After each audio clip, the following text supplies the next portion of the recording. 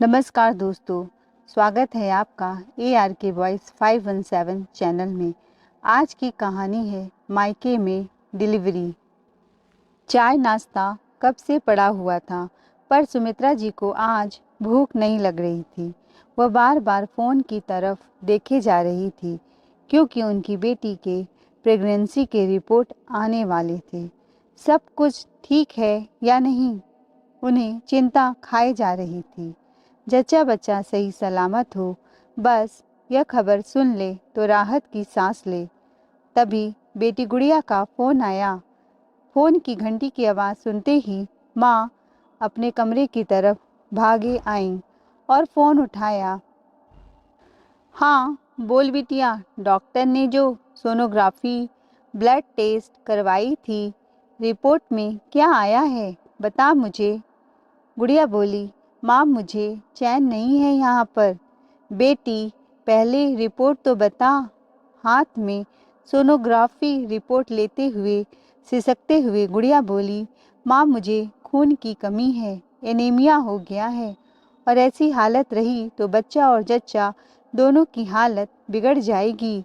मेरे बच्चे का ग्रोथ भी कम है, उसका विकास ठीक से नहीं हो रहा है, और डॉक्टर ने सख्त हिदायत दी है, अच्छे से खान पान लीजिए। स्वस्थ शरीर में ही स्वस्थ बच्चे का विकास होता है। मैं इतनी कमज़ोर और दुबली पतली हो गई हूँ, मेरा ब्लड प्रेशर भी कम हो गया है, दिन रात चक्कर आते हैं। मैं यहाँ काम कैसे करूँगी?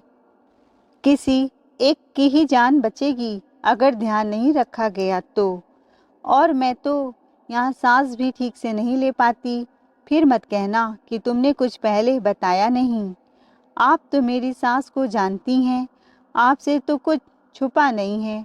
वह तो मुझे 2 वक्त की रोटी ताने देकर खिलाती हैं। अगर भूल से 1 चम्मच घी ज़्यादा ले लिया तो कहती हैं तुम्हारे घर से नहीं आया है। मुझे इतनी कमज़ोरी और थकान महसूस होती है, पर आराम करने नहीं देती। कहेंगी ज़्यादा खाएगी तो फूल जाएगी, फिर अंत में ऑपरेशन ही करना पड़ेगा। डॉक्टर का मत सुन, उन्हें क्या, उन्हें तो पैसा बनाना है। ऑपरेशन का इतना खर्चा कौन उठाएगा? 9 महीने तक हाथ पैर चलाती रहो, नहीं तो खटिया पकड़ लोगी, तो बहू का सेवा कौन करेगा? बेटी दामाद जी से बोल, रिपोर्ट दिखा, तुझे आराम की और अच्छे खान पान की कितनी ज़रूरत है। दामाद जी से क्या बोलूँ माँ, वह तो अपने माँ के स्वर्ण कुमार हैं, उनकी आज्ञा पर ही चलते हैं। ऑफिस वाले तेरे दामाद को 1 साल के लिए दिल्ली भेजे हैं। जब से मैं प्रेग्नेंट हुई हूँ, वह यहाँ कभी कभी आ पाते हैं। अगर फ़ोन करती हूँ तो सासू माँ की उस पर नज़रें रहती हैं। मेरा बेटा मुफ्त में तुझे रोटी नहीं खिलाएगा, कम से कम उसे कमाने दे आराम से। मैं कैसे बोलूं, तुम ही बताओ मैं क्या करूं। अभी सासू माँ अपनी सहेलियों से गपशप करने गई हैं, इसीलिए मैं तुमसे बात कर पा रही हूँ। वापस आएंगी तो मेरी लगाम कसने लगेंगी। मेरी मदद करने के लिए समय नहीं होता है, चटर पटर करने को कह दो तो। माँ मुझे इस नरक में अब नहीं रहना है, मुझे तुम बुला लो। और कहते हुए रोने लगी। अपनी बेटी का आंसू देख सुमित्रा जी के कलेजे में आग लग गई। सुमित्रा देवी रोने लगी और साड़ी के पल्लू से अपने आंसू पोंछने लगी। और जैसे ही पलटी, पीछे उनकी बहू उनका नाश्ता फिर से गर्म करके ले आई थी और सारी बातें सुन ली, क्योंकि स्पीकर ऑन था। सुमित्रा जी अपने बहू से नजरें नहीं मिला पा रही थी, जैसे आंखों से हंस रही हो बहू उन पर, और कुछ न कुछ उसकी आंखों में चल रहा था। वह सोच रही होगी, जैसी करनी वैसी भरनी। माँ जी को आज अपने किए कर्म का परिणाम मिल गया। 3 साल पहले मेरी बहू रिद्धिमा इस घर में बहू बनकर आई और पूरी लगन से सबकी सेवा करती, अपने सास ससुर का ध्यान रखती। पर सास ससुर कुछ न कुछ शिकायत करते रहते, कभी कोई खुश न होता। और जब वह गर्भवती हुई, पहले की तरह सुबह से लेकर रात तक दौड़ दौड़ कर सबकी सेवा नहीं कर पाती। धीरे धीरे काम करती, बीच में आराम करती तो सुमित्रा जी कहती, तुम कोई अनोखा काम कर रही हो। हमने भी बच्चे पैदा किए हैं और हम हमेशा एक पैर में ही खड़े रहते हैं। यहाँ तक कि उसके खान पान में भी बहुत कटौती कर दी। जब सब लोग खा लेते तो लास्ट में ही उसे खाना मिलता, चाहे उसे कितना भी भूख लगा हो। कभी कभी खाना घट जाता तो दोबारा बना ना पाती, ऐसे ही भूखे पानी पीकर सो जाती। यही नहीं, अगर कोई इमरजेंसी में तकलीफ आ जाती, बहू को बहुत दर्द होता, डॉक्टर के पास ले जाने को कहती, सुमित्रा जी जवाब देती, जब देखो तब बीमार पड़ जाती है, अब उनको खर्चा बहुत भारी लगता। अत कर दिया है तुमने। हमेशा ताने मारती, बार बार डॉक्टर के चक्कर मत काटो, पैसा बर्बाद होता है तो खून जलता है मेरा, और दवाइयाँ भी उसको खिलाने से मना करती। डॉक्टर लोग दवाइयाँ दे देकर ऐसे ही मार डालते हैं। अगर बहू रिद्धिमा मायके जाने के लिए बोलती तो कहती, बहू तुम्हारा दिमाग खराब हो गया है, लोग क्या सोचेंगे। इस हालत में बहू का देखभाल करना चाहिए और मायके भेज दिया है। तुम यहीं पर बैठो, देखो बहू तुम्हारी माँ तो जिंदा नहीं है। तुम क्या सोचती हो तुम्हारी भाभी तुम्हें आराम से बैठकर खाना खिलाएगी, भाभी इतना सेवा करेगी? कोई भाभी इतना तो कर नहीं पाती है। और मेरे घुटने में भी दर्द रहता है, मैं ज़्यादा खड़ी नहीं हो पाती हूँ। ऐसे में यहाँ पर कौन काम करेगा। गुड़िया को बहुत लाड प्यार से पाली हूँ, तुम तो जानती हो वह घर का एक भी चम्मच इधर से उधर नहीं करती, पानी भी उसको बेड पर ही चाहिए होता है। अंत में थक हार कर रिद्धिमा ने अपने पति से बोला तो वह भी बोली, माँ की ही सुनो, माँ को बहुत अनुभव है, अगर उनके कहने पर चलोगी तुम्हें कोई परेशानी नहीं आएगी। माँ ने भी बच्चे पैदा किए हैं, डॉक्टर का क्या है, वह तो कुछ भी बोलते हैं। इसी लापरवाही के चलते रिद्धिमा को समय से पहले दर्द होने लगा और उसे ब्लीडिंग भी दिखने लगी। लेकिन किसी से कहती तो सास कहती, यह तो छोटे मोटे दर्द हैं, तुम बस अपना काम करो, समय आएगा तभी बच्चा होगा। अंत में वह काम करते करते बेहोश होकर जमीन पर पेट के बल गिर पड़ी। तब जाकर उसके पति का दिमाग खुला और दौड़े दौड़े अपनी पत्नी को अस्पताल में एडमिट कराया, और वहां डॉक्टर ने उनको खूब खरी खोटी सुनाई, और अंत में डॉक्टर उसके बच्चे को नहीं बचा पाए। रिद्धिमा तो जैसे टूट गई थी। डॉक्टर बोला, अगर 1 मिनट की देर होती तो शायद आप अपनी पत्नी को भी खो देते। कैसे लापरवाह हैं आप। और उसकी सासू माँ को तो डॉक्टर ने कहा, आपको अंदाजा है आपने अपने बहू को कितने खतरे में डाल दिया है। एक औरत होकर आप औरत के दर्द को नहीं समझती। अगर 1 मिनट की भी देरी होती तो आप अपनी बहू को भी खो देती। बच्चा खोने का गम उन्हें पहले से ही था। यह सुनकर राजदीप की रोंगटे खड़े हो गए और उसने डॉक्टर से माफ़ी मांगी, आगे ऐसा कभी नहीं होगा।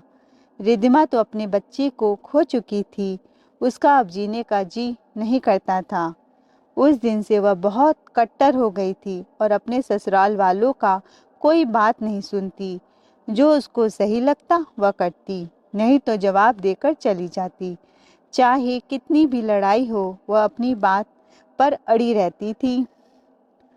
इस प्रकार संस्कारी बहू असंस्कारी बहू बन गई। अब उसने सब बुरी बहू कहने लगे थे। दिमाग को समझ में आ गया था, अगर ससुराल में जीना है तो अपने हक के लिए लड़ना पड़ेगा, नहीं तो जैसे मैंने अपने आज बच्चे को खोया, कल को मैं दूसरा बच्चा भी खो दूंगी। सासू जी को इंसान और जानवर में फर्क नहीं दिखाई देता, लेकिन आज अपनी बेटी पर पड़ी तो उनकी जान सूख गई। उनकी चीख निकल पड़ी और उन्हें अब अपनी बहू का भी दर्द समझ में आने लगा। रिद्धिमा ने कहा, माँ जी एक काम करिए, आप फ़ोन लगाकर उनकी सास को कहिए ननद गुड़िया का डिलीवरी मायके में करवाना चाहती हैं। पर रिद्धिमा, गुड़िया की सास बहुत खड़ूस है, दिन रात नौकरानी बनाकर काम करवाती है और दामाद जी भी आज्ञाकारी पुत्र की तरह उनकी बात कभी नहीं काटते। मजाल है उस घर में कोई पत्ता इधर से उधर बिना उनकी आज्ञा के हिल जाए। नौकरानी को भी घर से निकाल दिया और रोज झाड़ू पोछा करवाती रहती हैं। ज़्यादा हिलोगी डुलोगी तो तुम्हारा भी बच्चा नॉर्मल होगा। और एक आटा चक्की भी मंगवाया है पुराने ज़माने का, डेली उसे आटा चक्की चलवाने को कहती हैं। तभी रिद्धिमा बोली, माँ जी यह फालतू बातें मत सोचिए, बस फ़ोन लगाइए, मैं सब संभाल लूँगी।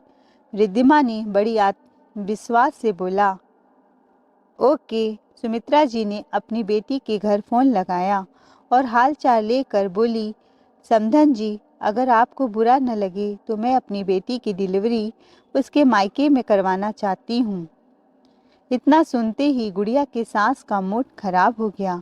वह बोली, समधन जी आपका दिमाग खराब हो गया है और आपने ऐसी बातें सोची क्यों?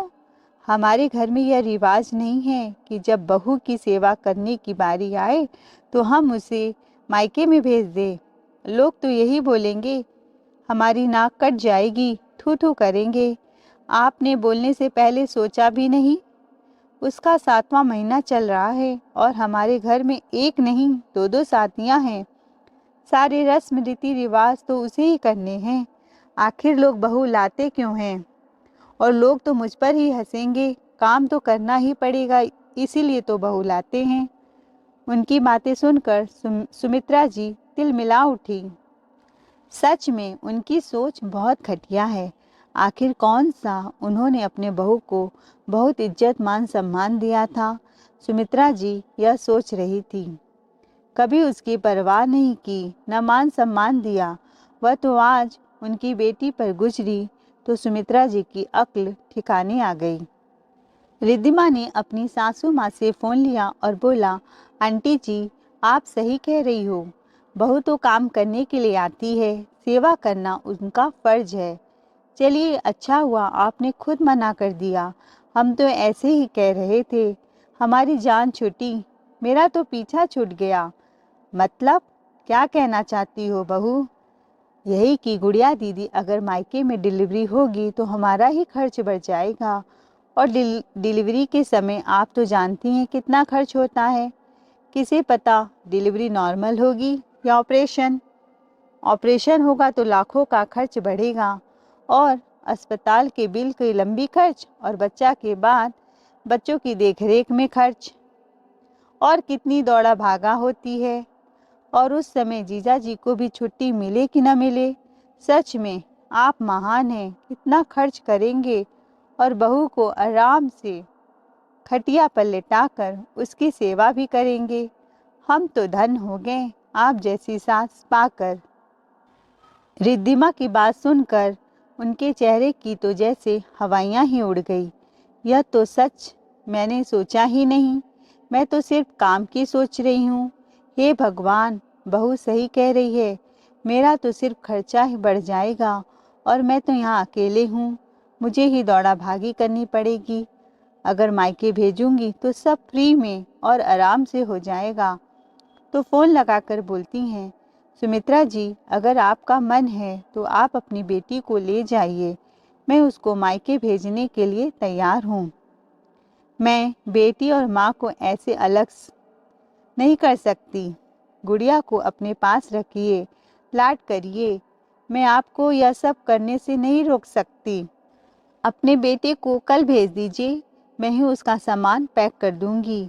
6 महीने बाद आप आराम से तसल्ली से उसकी सेवा करके भेज दीजिएगा। मैं अस्पताल आकर अपने पोते का मुंह जरूर देख लूँगी।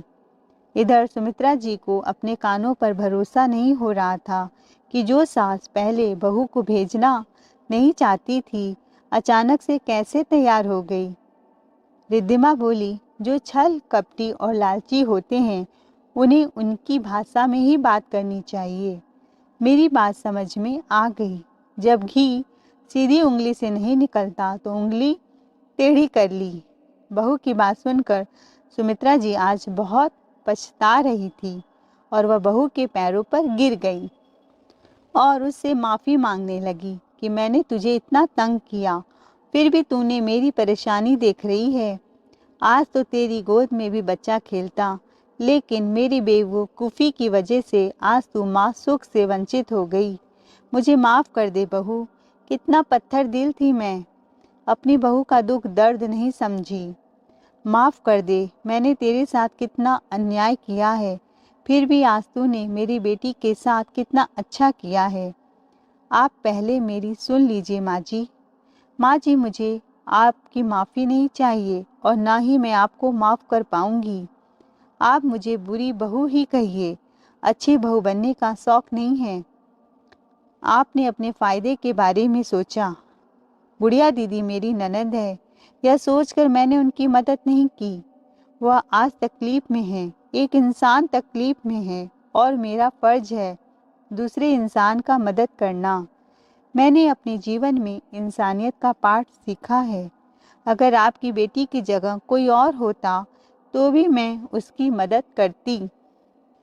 अब सुमित्रा जी के पास पछतावे के अलावा कुछ नहीं था। दोस्तों, आई होप आपको ये कहानी बहुत पसंद आई होगी। कहानी अच्छी लगी हो तो चैनल को लाइक शेयर सब्सक्राइब जरूर करें। कमेंट में अपनी राय जरूर बताएं। Thanks for watching.